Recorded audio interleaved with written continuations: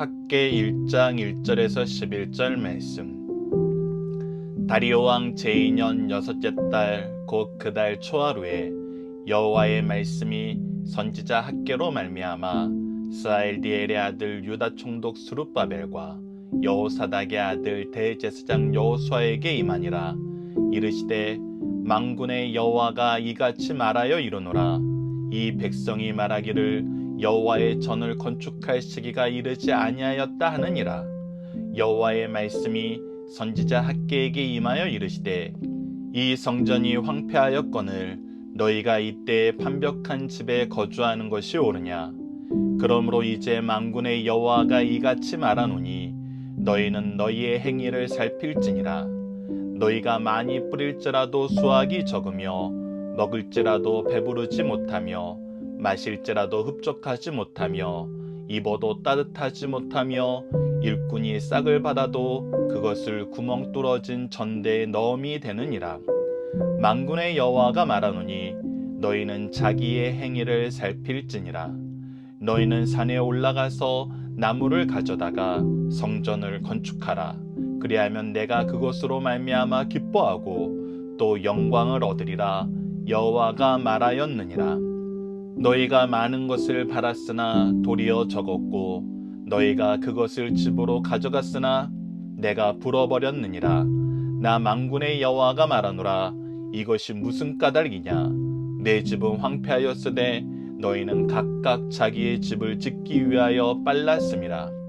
그러므로 너희로 말미암아 하늘은 이슬을 그쳤고 땅은 산물을 그쳤으며 내가 이 땅과 산과 곡물과 새 포도주와 기름과 땅의 모든 소산과 사람과 가축과 손으로 수고하는 모든 일에 한재를 들게 하였느니라. 아멘.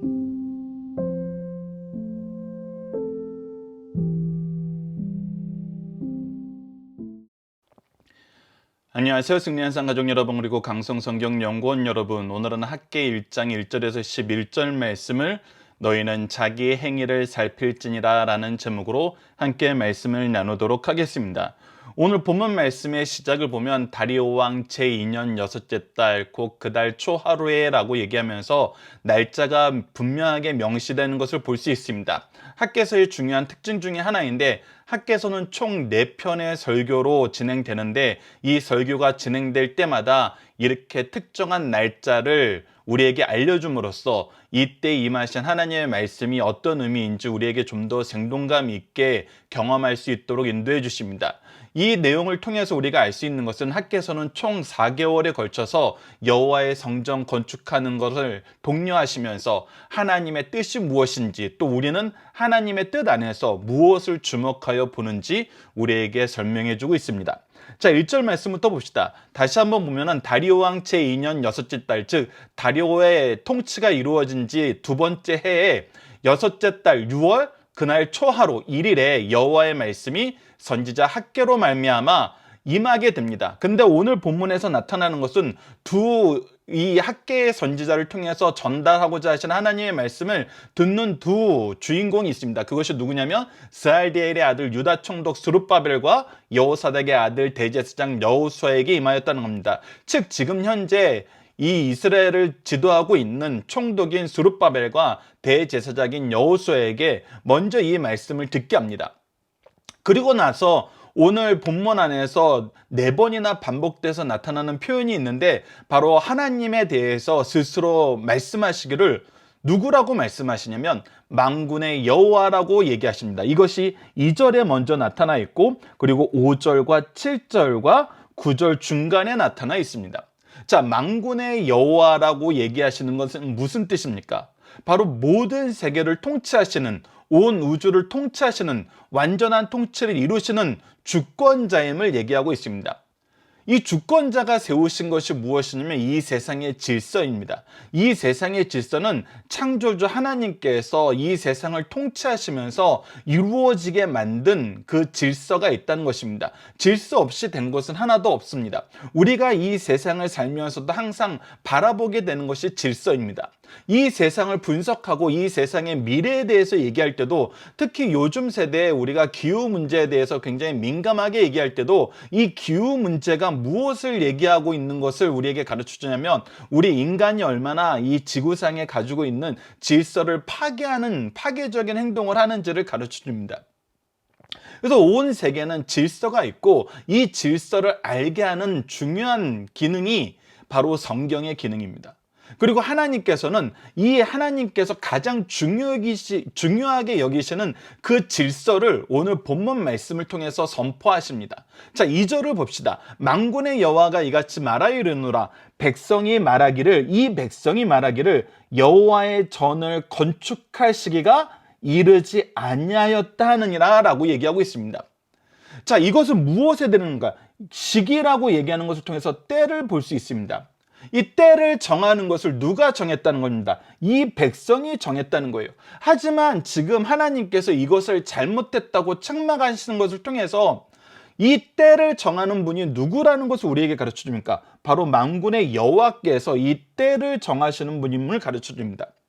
그러면서 이 때가 너희들이 스스로 정하면서 어떤 것이 너희들에게 또 문제가 되었는지를 3절과 4절에서 나타나는데, 여호와의 말씀이 선지자 학개에게 임하여 이르시되 이 성전이 황폐하였거늘, 즉 하나님의 성전은 황폐하였는데 너희가 이때 판벽한 집에 거주하는 것이 옳으냐. 이 판벽한 집은 회칠한 집, 우리가 꾸며 있는 집, 즉 우리가 일반적으로 살 수 있는 환경에서만 사는 것이 아니라 우리 집을 더 좋아 보이게 내가 원하는 스타일로 더 마음껏 꾸미는 그런 모습을 얘기합니다. 이것이 무엇이 문제였을까요? 분명히 얘기했지만 이 두 개가 비교가 되는데 무엇과 비교가 되냐면 성전의 황폐함과 자기 집의 꾸밈, 이것이 문제가 된다는 것입니다. 즉 2절에서는 때를 얘기했다면 4절에서는 중요도를 얘기하고 있습니다. 어느 것이 더 우선되어야 되는 것이라는 겁니다. 우선순위, 때와 우선순위를 정하는데 때와 우선순위를 정해주신 하나님의 질서가 있다는 것을 우리에게 먼저 가르쳐주고 있습니다. 그래서 우리가 이것을 통해서 보게 되는 것은 무엇이냐면 우리가 하나님의 때를 우리 마음대로 정하거나 하나님이 정해주신 우선순위를 임의대로 바꾸는 것은 무엇이 된다? 죄가 된다는 것입니다. 이것이 굉장히 심각한 죄가 됨을 오늘 본문 말씀은 우리에게 좀 더 적극적인 표현으로 가르쳐주고 있습니다. 그래서 하나님께서 얘기하십니다. 5절과 7절에서 동일한 이 표현이 반복이 되는데 그것이 무엇이냐면 그러므로 이제 만군의 여호와가 이같이 말하노라. 너희는 너희의 행위를 살필지니라. 자, 행위를 살핀다는 것은 우리가 행동하는 것이 무엇인지를 살피는 것인데 이 행동하는 것을 살피는 데는 분명히 기준이 필요합니다. 이 기준이 누구라는 거예요? 이 기준은 무엇을 따라야 된다는 거예요? 하나님께서 정해주신 때와 우선순위가 우리의 기준이 되어야 된다는 거예요. 즉 하나님의 행위가, 하나님의 계획이, 하나님의 질서가 바로 우리의 기준이 된다는 것입니다. 이것은 이제 다시 한번 강조하지만 우리 믿는 사람들에게만 적용되는 것이 아닙니다. 왜 그러냐면 하나님께서 당신을 표현하실 때 뭐라고 표현하시냐면 만군의 여호와라고 표현하심으로써 이것은 하나님이 온 우주를 창조하시고 지배하실 때 적용하는 질서라는 것입니다. 특히 오늘 본문 말씀에서 누구에게 먼저 이 얘기를 합니까? 유다 총독 스룹바벨과 대제사장 여호수아에게 이 얘기를 함으로써 하나님이 세우신 왕으로서의 스룹바벨과 제사장으로서의 여호수아에게 이 얘기를 하고 이 이야기를 선포하게 하는 이 학계는 누구예요? 선지자예요. 즉 하나님이 세우신 일꾼들이 지금 무엇을 먼저 지켜야 되고 무엇을 먼저 삶에 적용해야 되고 무엇을 먼저 선포해야 될 책임이 있냐면 바로 하나님의 질서를, 하나님의 뜻을, 하나님이 정하신 때와 우선순위를 너희들이 먼저 잘 알고 잘 실천하고 이것을 잘 경험하고 이것을 온 세계에 선포해야 될 책임이 있다는 거예요. 그래서 우리를 통해서 하나님께서 온 우주에, 온 세상 사람들에게 하나님이 창조주시고 통치자이심을 분명히 나타낸다는 것이 가장 중요한 의미 중에 하나입니다. 특히 10절에서는 이것을 굉장히 적극적으로 우리에게 알려주는데, 미리 잠깐 맛을 본다면 너희로 말미암아라고 얘기하면서 하나님의 여러 가지 심판의 원인이 누구로임을 가르쳐줍니까? 바로 우리임을 가르쳐줍니다. 하나님의 일꾼된 사람들, 하나님께서 먼저 선택하셔서 은혜로 부르시고 은혜로 채워주신 사람들이 이 일에 책임이 있다는 것을 분명히 가르쳐주고, 하나님께서는 우리에게 반드시 하나님의 뜻과 질서를 따르게 하실 것을 강조해주고 있습니다.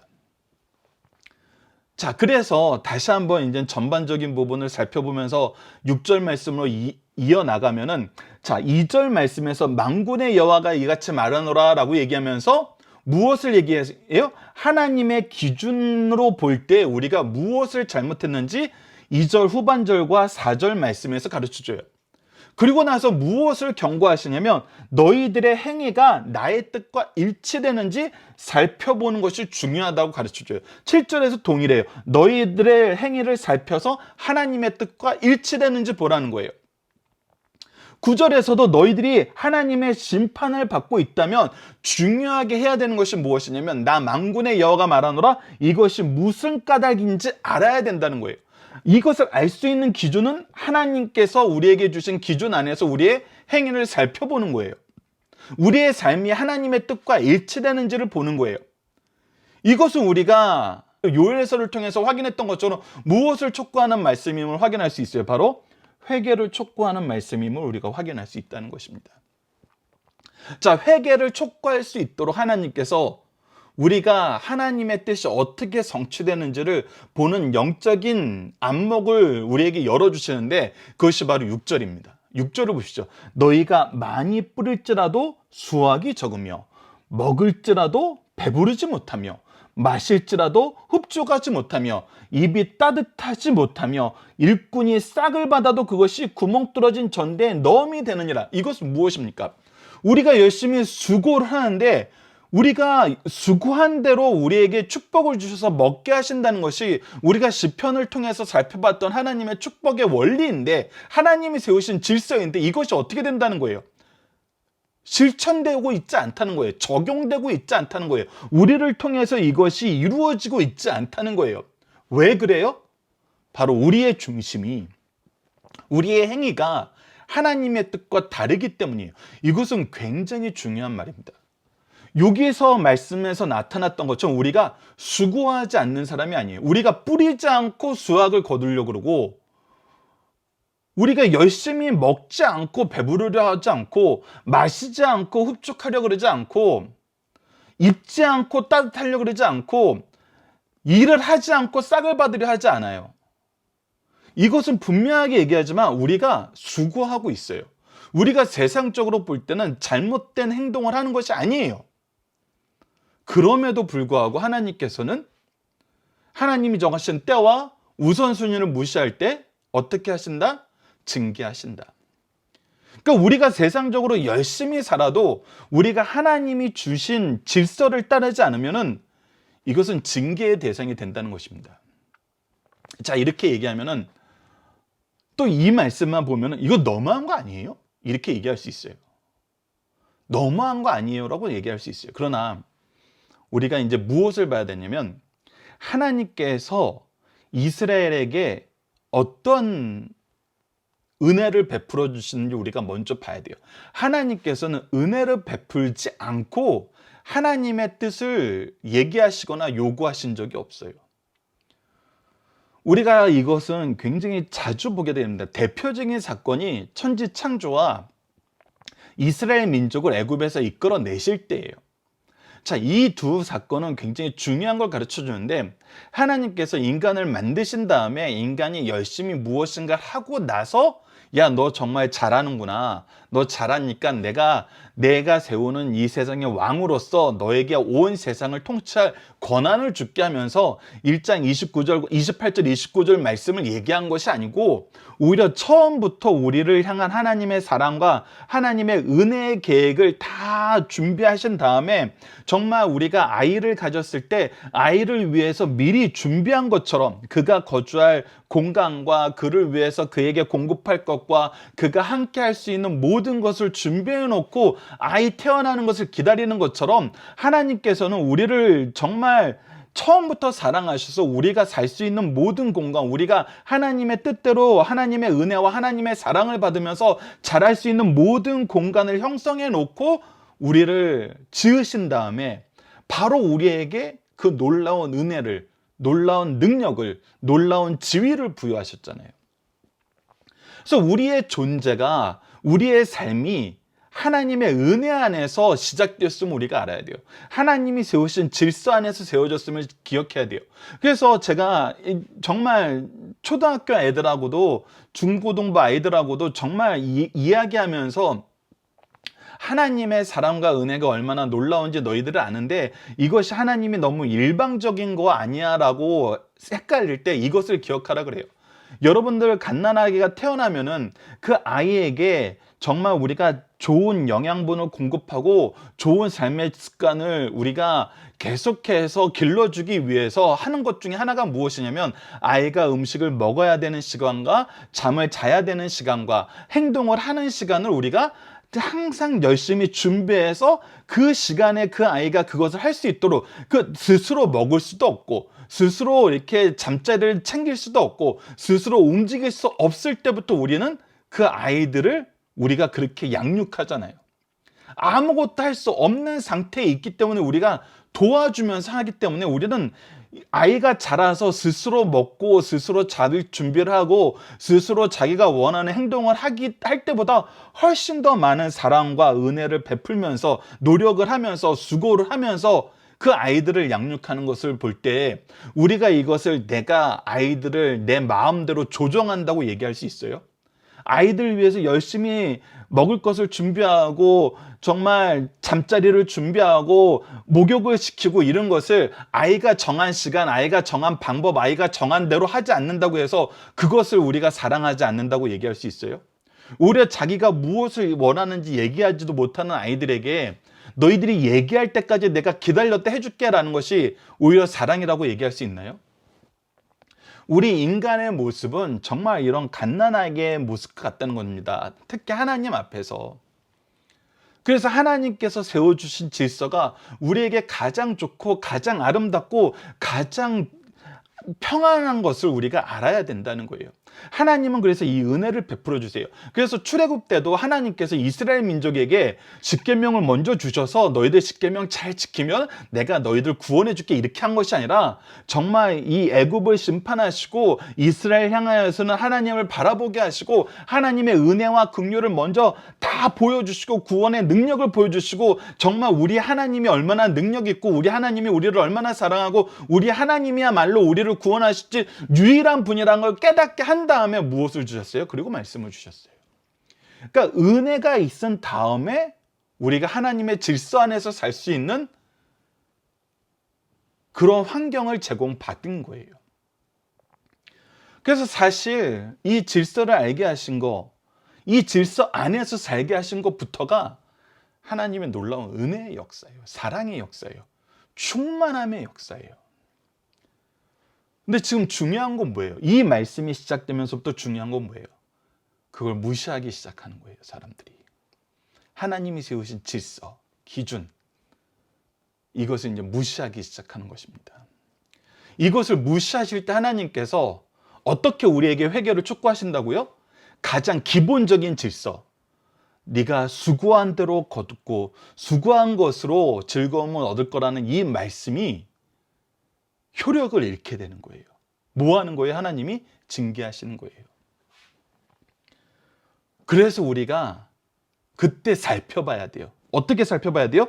7절로 가서 만군의 여호와가 말하노라 너희는 자기 행위를 살필지니라. 우리 행위를 살피고 하나님께서 우리에게 명령하신 것이 무엇인지, 하나님이 세우신 질서가 무엇인지 봐야 되는데, 오늘 본문 말씀에서 가장 중요하게 얘기하는 것이 바로 7절, 8절, 9절 세 절에 요약되어 있습니다. 자, 보세요. 우리 행위를 살펴서 지금 우리가 당장 고쳐야 되는 것은 뭐냐면 8절 너희는 산에 올라가서 나무를 가져다가, 하나님께서 이미 우리가 성전을 지을 수 있는 재료를 다 준비해 놓으셨어요. 우리가 올라가서 일하면 돼요. 성전을 건축하라. 그리하면 내가 그것으로 말미암아 기뻐하고 또 영광을 얻으리라. 이것이 내가 기뻐하는 일이고 이것이 내가 영광 받는 일임을 여호와께서 분명히 얘기해 주심으로써 너희들이 이제 우선순위를 하나님의 말씀으로, 하나님의 뜻으로, 하나님이 정하신 때에 순종하는 것으로 돌이키라는 거예요. 그래서 우리가 윗부분을 보면 무엇이 나타나면 우리의 불순종이 나타나고, 우리에게 무엇을 촉구하냐면 순종을 촉구하세요.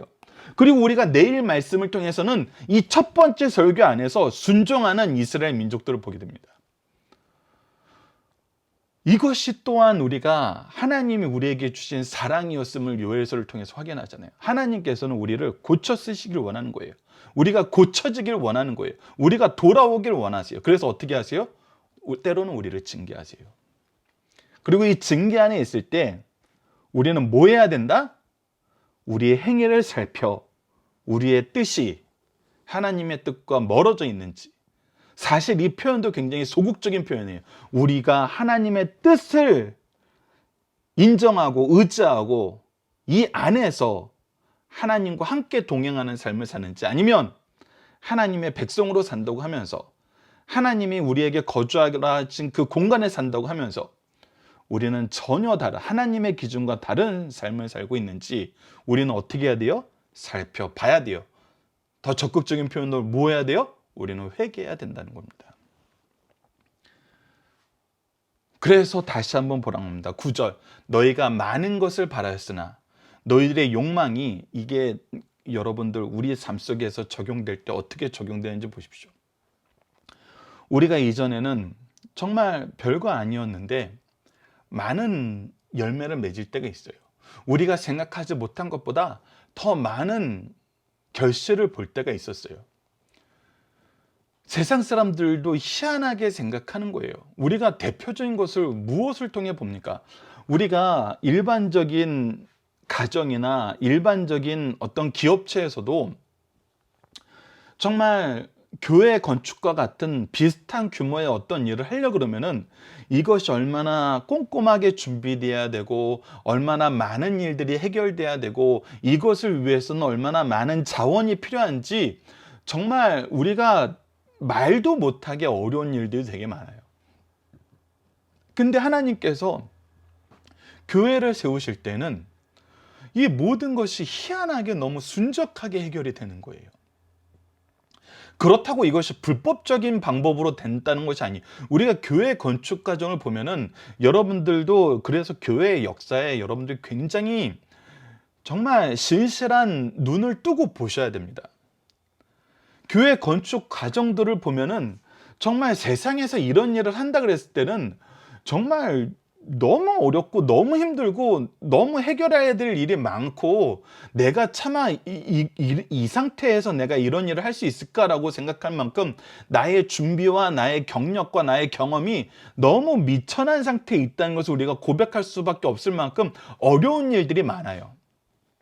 근데 희한하게 교회를 건축하는 그 과정을 보면은, 그리고 그 과정에서 드러나는 하나님의 은총 안에서 우리가 고백하는 내용을 보면은 하나님께서 작은 순종, 작은 마음, 하나님이 기뻐하신 뜻에 순종하는 그 모든 것을 통해서 하나님께서 크게 축복하셨다는 거예요.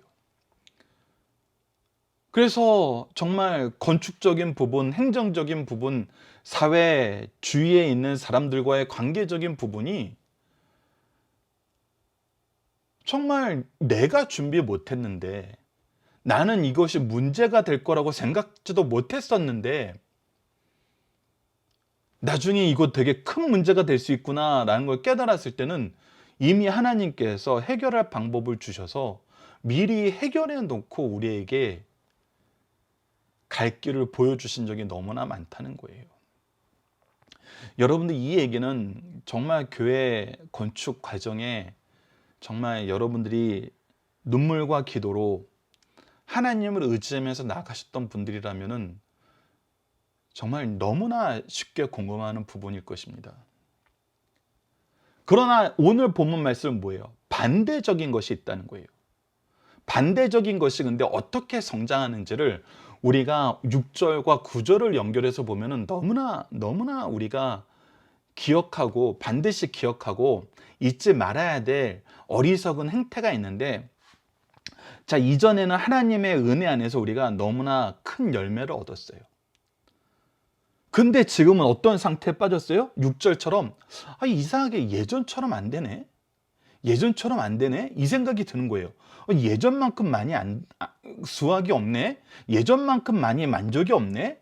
그러면은 사람들은 처음에는 이게 익숙해진 거고 시절이 바뀌어서 이렇게 된 건가? 처음에 이렇게 생각을 해요.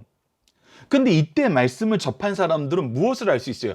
지금 하나님께서 우리 징계하고 있구나.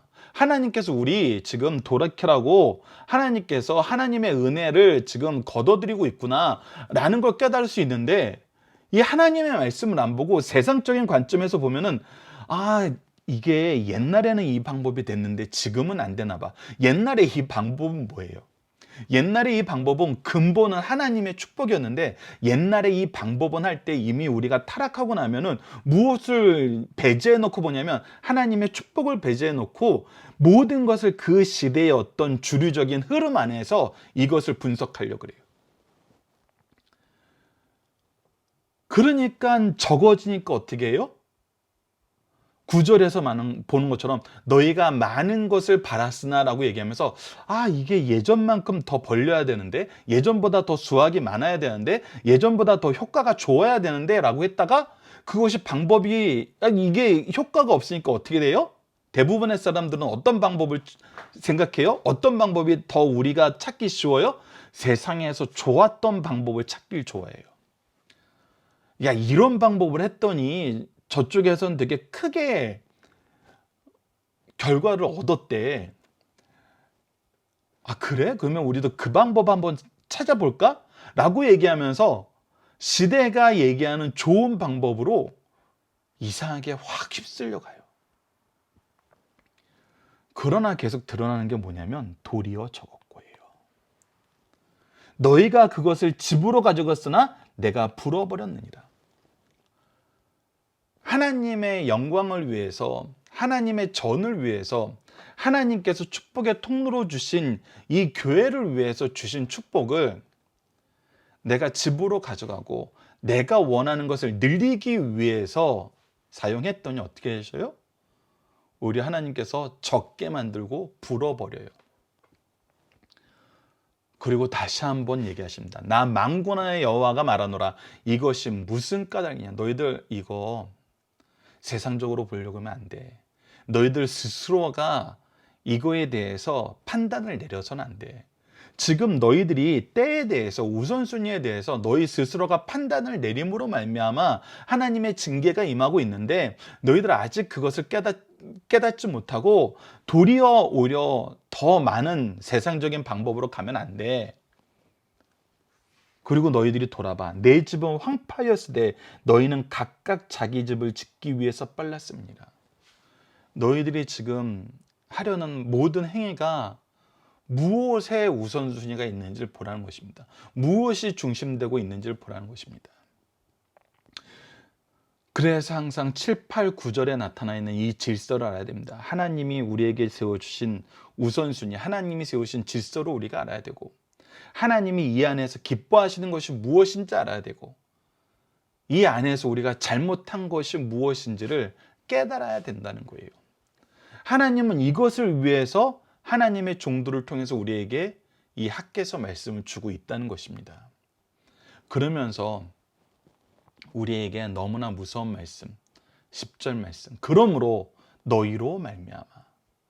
너희들이 지금 나의 은혜 안에서 나의 백성으로, 나의 일꾼으로 내가 기뻐하심은 나로 인해서 기뻐함을 입은 그 모든 삶을 사는, 그 모든 역사를 사는 너희들로 말미암아서 하늘의 이슬이 그쳤고 땅은 산물을 그쳤으며 내가 이 땅과 산과 곡물과 새 포도주와 기름과 땅의 모든 소산과 사람과 가축과 손으로 수고한 모든 일에 무엇이 들게 하였다? 한재가 들게 하였다.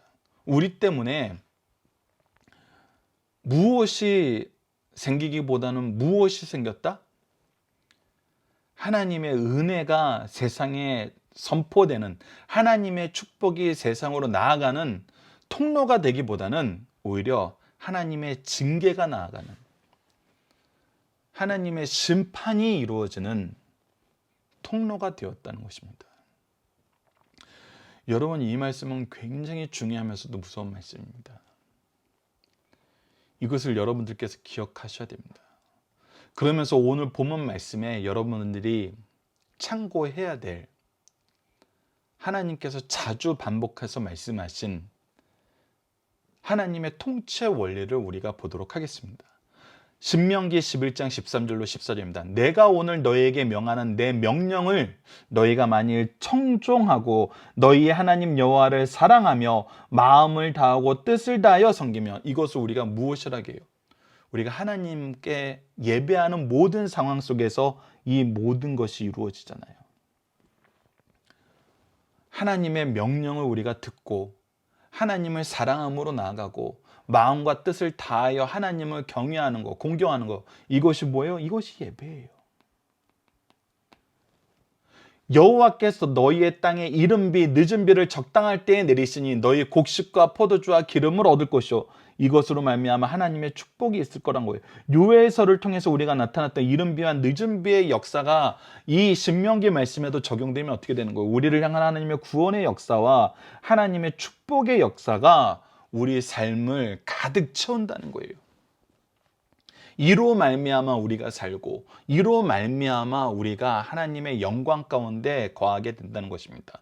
동시에 이로 말미암아 우리가 세상을 향한 하나님의 축복의 통로가 된다는 거예요.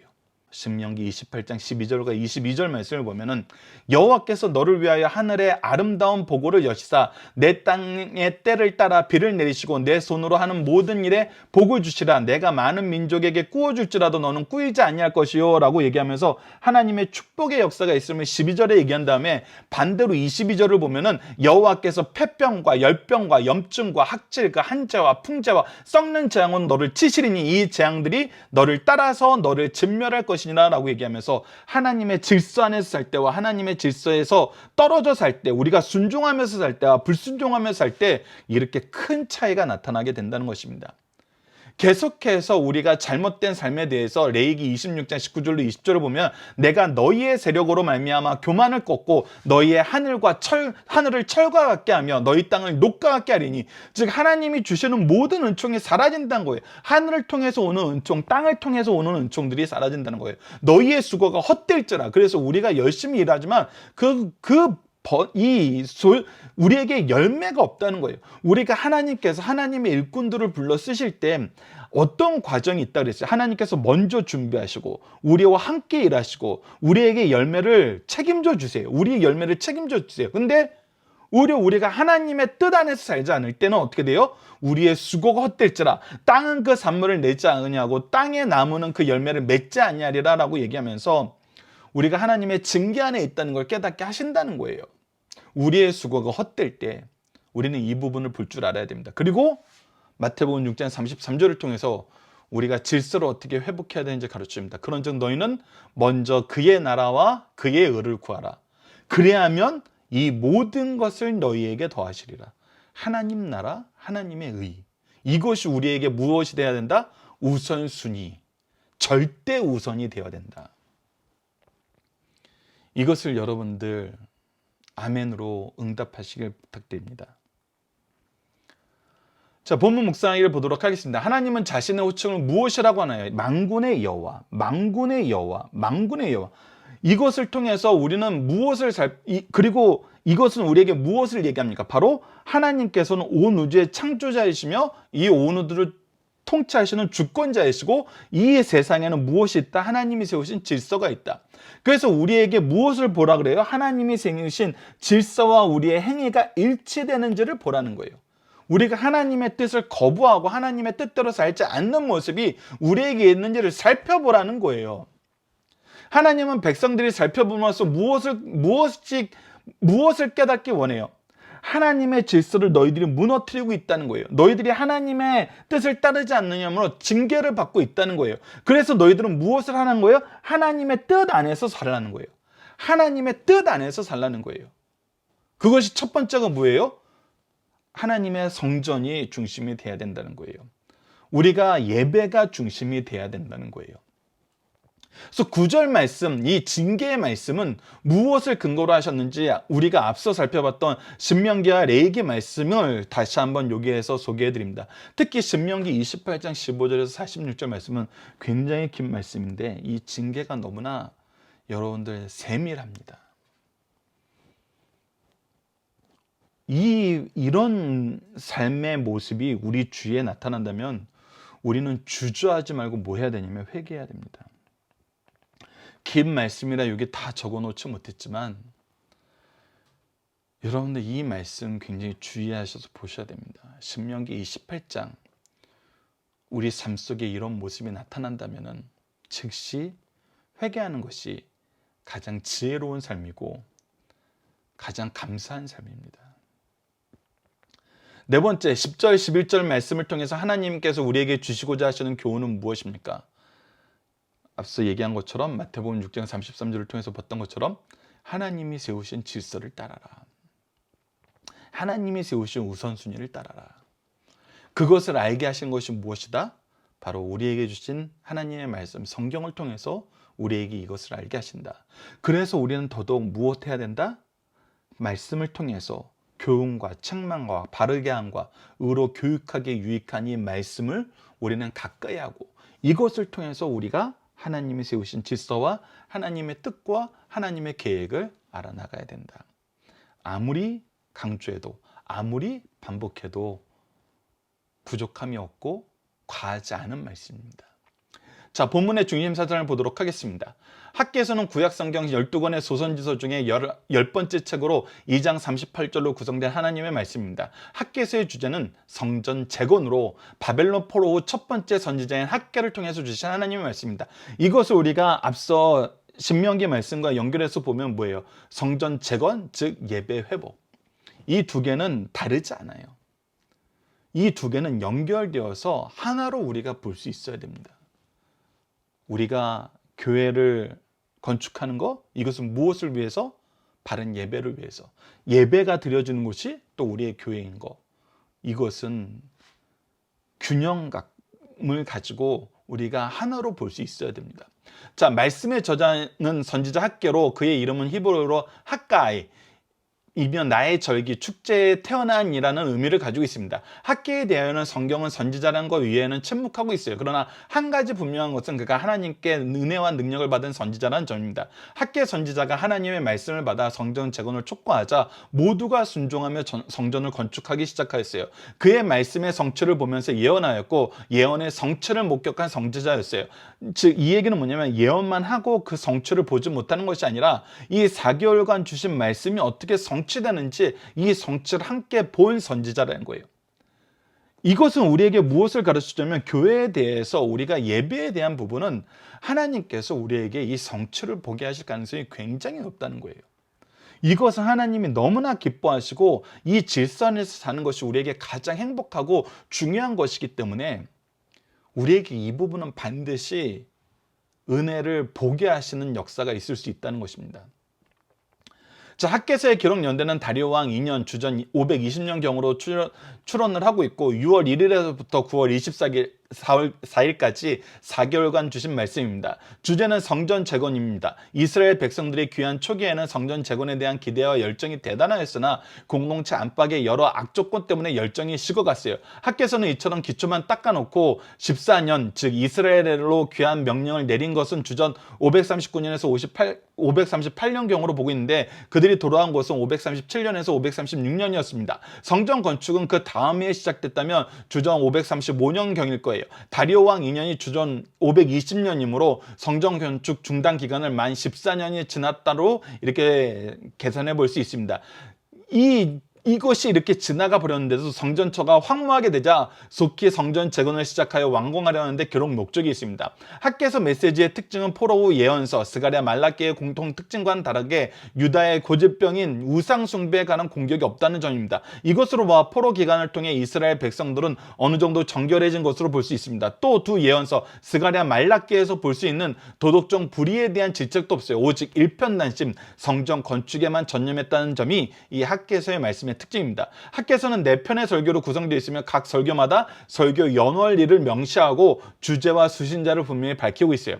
오늘 상과 1장 말씀은 학개의 첫 번째 설교이고 제목은 어서 분발하이고 주제는 성전 건축의 태만함이 너희 생활의 공고함의 원인이다라는 걸 가르쳐주는 거고 때는 다리오 왕 2년 6월 1일인 걸 오늘 본문 말씀에서 가르쳐주고 이 말씀에 순종한 1장 마지막 말씀에 24일이 나타납니다. 참고로 여러분들 교재에는 적어놓지 않았지만 이 설교 내용을 분류해보면 첫째 설교가 학개서 1장 말씀으로 다리오 왕 2년 6월 1일에서 24일인데 이것은 불순종한 자들에게 순종할 것을 촉구하신 말씀이고 실제로 불순종해서 순종으로 돌이키는 모습을 우리에게 보여줘요. 두 번째 설교는 2장 1절에서 9절인데 다리오 왕 2년 7월 21일에 하나님께서 말씀을 주셨는데 여호와의 영광에 대해서 가르쳐주고 있고 셋째 설교는 학개서 2장 10절에서 19절인데 다리오 왕 2년 9월 24일 날 주신 말씀으로 거룩함에 대해서 그리고 그 동일한 날짜에 네 번째 설교를 한 편 더 주시는데 하나님의 여호와의 통치에 대해서 가르쳐주는 말씀이 바로 학개서 2장 20절로 23절 말씀입니다. 오늘 본문의 중심 사상을 확인해 보도록 하겠습니다. 첫 번째, 성도에게는 도덕적으로 선한 일이라도 신앙적인 일보다 우선할 수 없다는 것입니다. 사람의 삶에는 우선순위가 있어요. 사람의 행위 가운데는 불법 부당한 행위를 말할 필요도 없이 범죄 행위입니다. 또한 집을 짓고 자녀를 양육하는 것은 당연하고 선한 행위예요. 그러나 여기서 중요한 거는 그러나 행위에도 우선순위에 위반된다면 징계, 심판의 사유가 된다는 것입니다. 포로에서 귀환한 유대인들에게 하나님을 만나 예배드릴 성전을 재건하는 일은 그 어떤 일보다 급하고 우선적인 행위에 있습니다. 그러나 이를 게을리하자 그들에게 책망하시는 하나님의 말씀이 임하였어요. 이처럼 삶의 우선순위를 바르게 가르치시는 말씀입니다. 특히 여러분들 우리가 작년 한 해 교회는 하나님의 말씀을 배우고 가르치는 교육기관의 역할도 굉장히 중요한 역할 중에 하나예요. 그러나 우리가 모이기를 힘쓰지 못하는 그런 상황에 놓였을 때 우리 스스로 얼마나 말씀을 배우고 가르치는 일에 나태해졌는지는 나태해질 수 있는지는 우리가 이미 경험을 했잖아요. 이것을 경험한 우리에게는 이 학개서 말씀이 더 강하게 다가오게 된다는 것입니다. 우리의 우선순위에 하나님께 예배드리는 것, 하나님의 뜻을 이루는 것은 정말 저 멀리로 가고 있어요. 그러면서 나 이제 어떻게 살아야 되지? 우리가 그동안 여행하지 못했던 거 언제 다시 너무나 안타까운 거예요. 뉴스에서도 사람들도 계속 여행에 대한 얘기예요. 물론 여행업이 지금 너무나 힘들어진 건 사실이에요. 근데 우리의 인식이 정말 그리스도인들도 무엇을 꿈꾸면서 다니면 예배가 회복되는 것보다 빨리 여행 가고 싶은 마음을 더 크게 키우는 그런 환경 속에서 살고 우리도 알게 모르게 그쪽으로 우리의 마음이 쏠려요. 내년에는 우리 여름휴가 우리가 좀 갈 수 있을까? 언제 예배가 회복되고 우리가 언제 교회에서 이렇게 귀한 말씀의 교제를 다시 나눌 수 있을까? 이걸 꿈꾸는 것보다 여행에 대해서 먹고 즐기는 거에 대해서 오히려 그것을 어떻게 다시 할 수 있을까라는 생각이 예배보다 더 커져가는 것을 우리가 솔직히 경험하는 시대에 살고 있잖아요. 이것을 통해서 우리에게 무엇을 가르쳐주냐면 하나님이 세우신 하나님의 질서를 따르지 않으면 우리는 계속 연약해져요. 우리는 계속 이상한 길로 가게 되고 이상한 말을 더 좋아하게 돼요. 그래서 여러분도 우리 마음에 무엇이 더 싹트어야 되냐면 이 하나님의 질서를 회복하는 것이 우리 마음속에 더 강하게 싹트어야 됩니다. 이 오늘 본문 말씀이 우리가 정말 듣고 우리가 정말 주목하고 우리가 정말 순종해야 될 말씀이라는 것을 우리는 지난 한 해를 통해서 정말 깊이 경험했잖아요. 돌이키셔야 됩니다, 여러분들. 두 번째, 하나님의 사람들은 하나님의 뜻에 벗어나면 과학적이고 합리적인 삶을 살지라도 소득이 적고 만족할 수 없게 됩니다. 하나님께서 분명히 징계하세요. 사람은 지나온 자기 삶의 과정을 돌아보며 살아야 합니다. 특별히 선미 성도들은 지나온 삶 속에서 하나님의 주권적 섭리와 역사를 살펴볼 줄 아는 지혜를 가져야 돼요.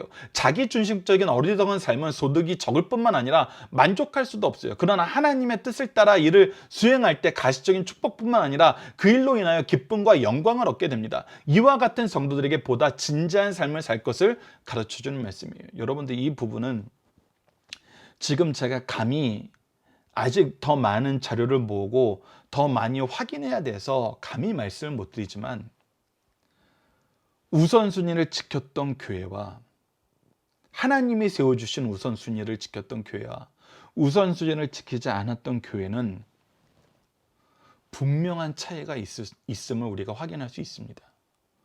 더 정확한 데이터와 더 정확한 증언들을 여러분들에게 소개해 줄 수 있을 때 이 부분은 다시 한번 나누도록 하겠습니다.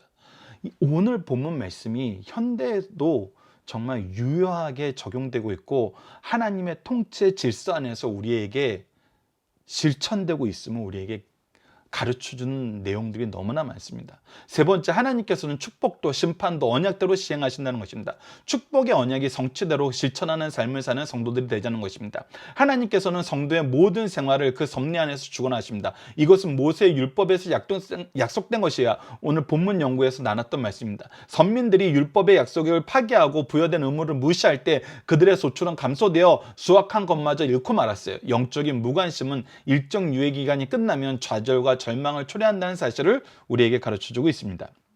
자, 본문 다짐입니다. 오늘 이 부분은 미리 앞에서 많이 나눴습니다. 우리가 해야 할 최우선적인 일은 무엇입니까? 하나님의 뜻을 이루는 거예요. 하나님과 함께하는 거예요. 하나님께 예배하는 거예요. 이것을 여러분들 정말 신실한 하나님과의 교제가 무엇인지 아는 사람.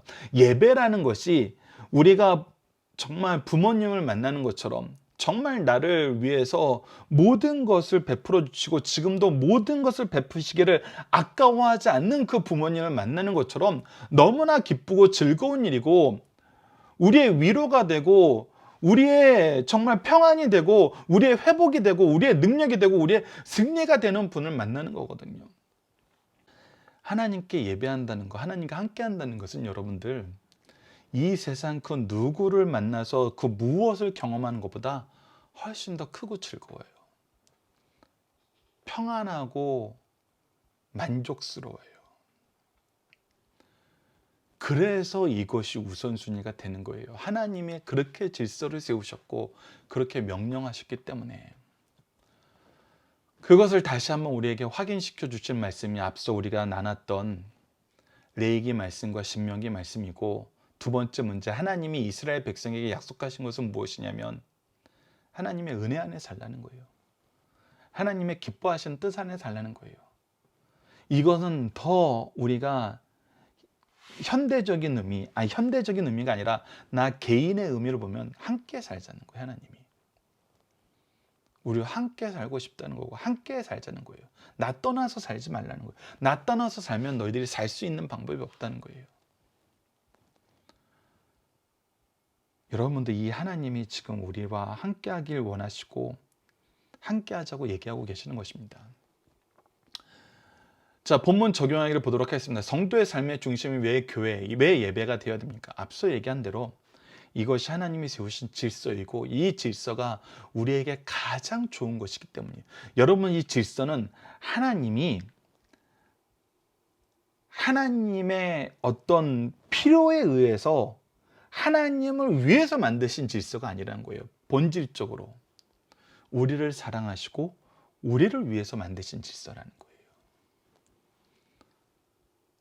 그리고 우리를 통해서 하나님의 축복을 전하게 하시기 위해서 세우신 질서라는 거예요. 그래서 하나님이 교회가, 예배가 중심이다 그러면 이것이 가장 좋기 때문에 이것이 우리에게 가장 중요하기 때문에 하신 거라는 것을 우리가 믿게 돼요. 믿게 된다는 얘기가 무엇이냐면 앞서 계속 얘기했던 대로 하나님은 우리에게 은혜를 베푸시고 이 은혜 안에서 살기에 기뻐하시게 하세요.